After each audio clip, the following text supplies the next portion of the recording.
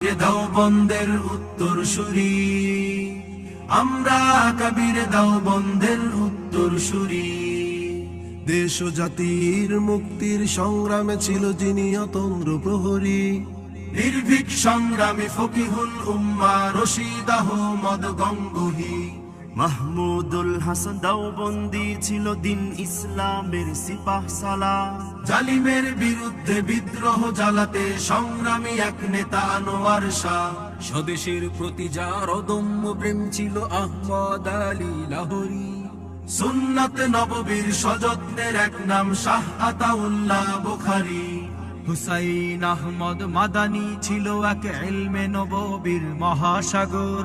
আশরাফ আলী থানভী ছিল এক রুহানি ফয়েজের মহানগর। কালেমার সুমহান ঝান্ডাকে চিরদিন আমরা ঊর্ধ্বে তুলেছি।